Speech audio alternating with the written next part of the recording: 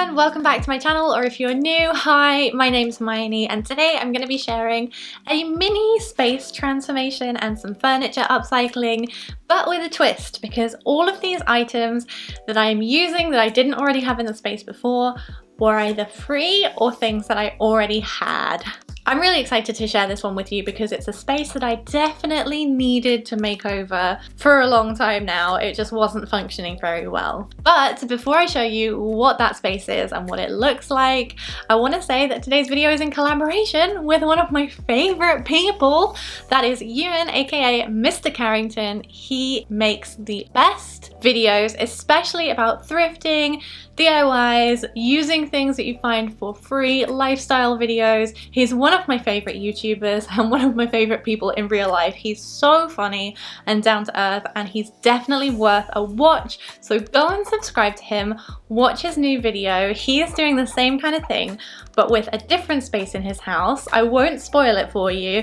He has been giving me the updates though, and it looks very, very interesting. So I'll let him show you that. Go and check him out. Tell him Hermione sent you. Link below.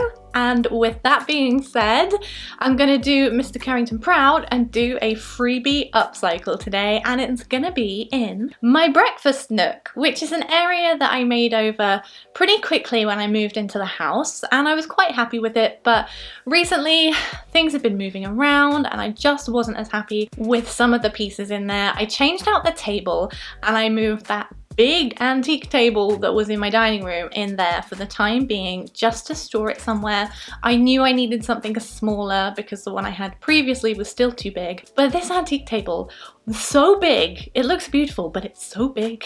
You can't open the door to get to the garden. It was just a monstrosity. A beautiful monstrosity, but a monstrosity. So when I saw these old Lloyd Loom chairs in my nan's conservatory, I just knew that I really, really wanted to see if she'd let me have them to put in my breakfast nook. And lo and behold, she did. She let me have them. She wasn't using them, and I'm very excited to show you how I upcycled them. I'm also very excited that they're Lloyd Loom, which is very expensive. They're very old, and if you find them secondhand for a cheap price, you are very, very lucky. So do keep your eyes peeled. But I thought they'd be perfectly in character with an old Victorian house, and was ready to give them a new lease of life. So the first thing that I did was I took everything out of the space, and then I took apart the table. It had these little fixtures on the side that held the glass in place, so I took a screwdriver and took those off and put them safely to one side because I'll need them again.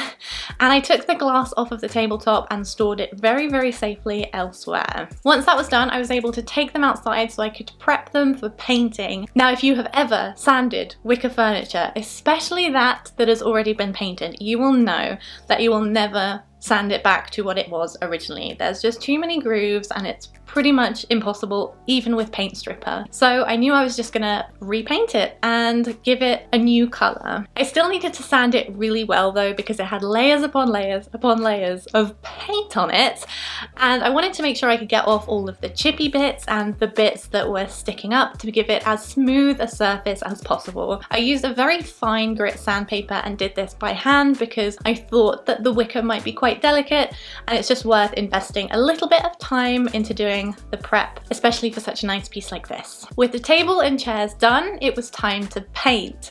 Now, because I had layers of paint already on this piece and it had been sanded down, I thought that that base was good enough, but you can go in with a primer if you want.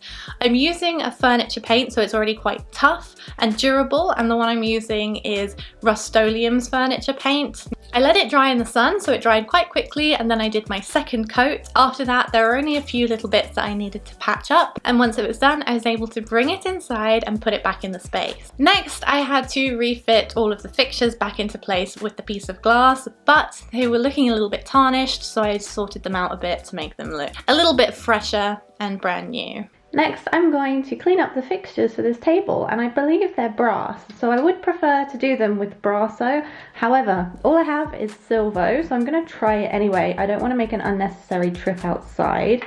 If it doesn't work, as soon as I go out to a hardware store, I'll pick some more up and try it again. But I'm going to show you how it turns out anyway, in the hopes that they look a little bit better than they do now. As you can see, they're just a bit tarnished and they need a little bit of love. Don't forget to wear plastic gloves when doing this as well, because this stuff is pretty strong. This is what it looks like when it comes out of the tin, and you just use it to polish. Oh, it's working. Okay, good.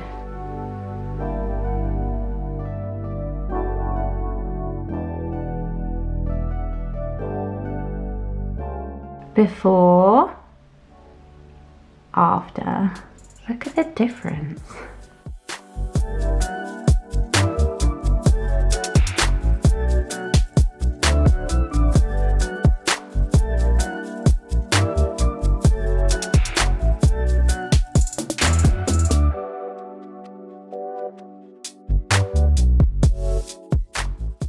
With the glass back in place, I was able to turn my attention to the seat cushion covers.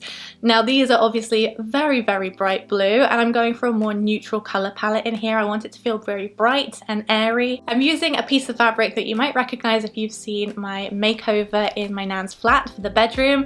I had 2 curtains that I thrifted in the charity shop, and I used one for the headboards in that video, and I had one left, so I thought it would be perfect for this project. So I'm going to attempt to recreate the blue cushion covers for this project, but with an envelope closure underneath, as I don't have access to any long enough zips at the moment. So for this, I'm using the white fabric, the cushion insert, and the original cover as a template. I started by laying down my fabric to make sure I had enough, and then measuring around the cushions to cut the length that I would need to wrap around the outside edges. I was hoping these would be short enough to cut out of one side of the fabric, but I did have to add a little bit extra, which I'll show you how I did in a minute.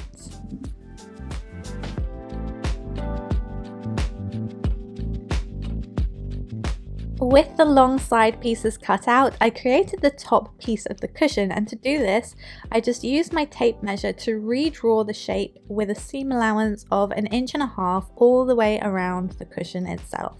I didn't have much fabric to play around with, so I was really generous with my seam allowances so I could unpick any mistakes and realign the piece if I needed to. I connected these dots around all of the pieces and created 2 of them, one for each cushion.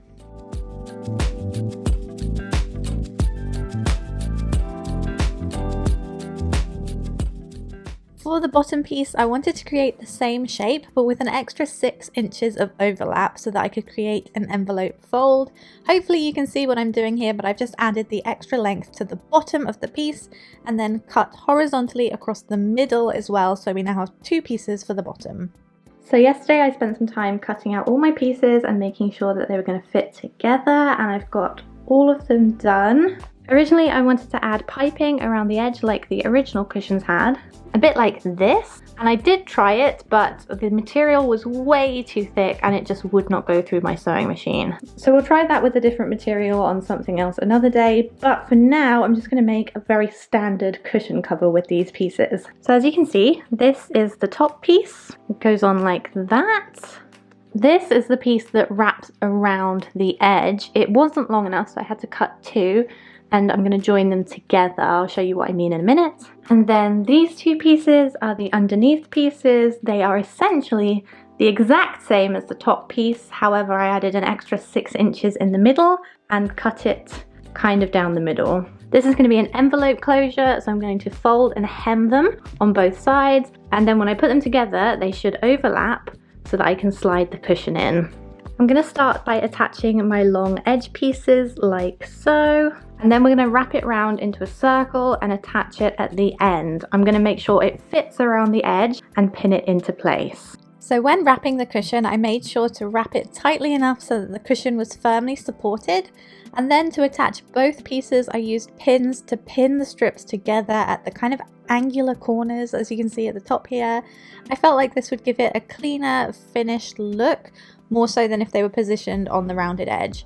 I ran these 2 pieces the wrong way out through my sewing machine with a straight stitch down each join, and then when that was done, I placed it back on my cushion again, wrong sides out, so that I could attach the top piece. I spent quite some time attaching the two pieces together with pins to make sure that it was tight enough to hold its shape but loose enough to come on and off of the insert easily. When I was happy with the pinning, I took this once again through my machine and stitched around the edge, occasionally stopping to put the piece back on the cushion insert to make sure that it was sitting correctly and not warping into a really different, strange shape. No matter how well prepared you are, curved edges are just a complete pain to sew, so just be patient and keep taking it off and putting it back on again just to make sure you get it right. I took the two pieces for the underneath and hemmed over the straight edges that would become the envelope closure. When they were complete, I laid them wrong sides facing upwards again and pinned them onto the piece I'd been working on, ensuring that they overlapped in the middle with that 6-inch gap. This process was similar to the last piece, a lot of pinning, sewing, repositioning, checking if it still fits, sewing it again. It's very boring and repetitive, takes some time, but it's worth it in the end. And then with the last piece in place and sewn together, here's how they turned out. This was actually far more complicated than it looked, and the overlapping closure was a tiny bit wonky when it was finished, I'll be honest, but thankfully that stays on the bottom, no one will ever see it. Despite this, I'm really pleased with the outcome. Now that the more difficult projects were out of the way, I was able to start styling the space. I wanted to make sure I was using items that I had hidden around my house, so I collected bits and pieces from here, there and everywhere. And to be honest, I quite like a few of the pieces I already had there, including the plants, which get a lot of sunlight in that area. So I just switched out a couple of the smaller items to give the space a different feel and make it feel a little bit more exciting. With the styling done, I want to show you what this looks like. I'm so pleased I finally tackled this space. It's something I wanted to do for a long time. So here is how it turned out. The space is looking so much brighter and airier than it was before. It's so easy to walk around the table and utilize the space a lot better. This is only a breakfast nook, so I didn't want to have too many chairs, but I can always add a few more if I have more guests over. And I'm just really pleased with the color of the table. I think it really suits the character of the home and the style of the home with the Lloyd Loom chairs. And I'm just happy. I'm really happy. I'm happy that it's done. Anyway, that is everything for today's video. If you haven't already, do go and check out Mr Carrington's video on his channel. I'm very excited to see the final result of that. So I'm going to leave that link below. Tell him I said hello. And with all of that being said, I'll see you again very soon. Happy DIYing. Bye!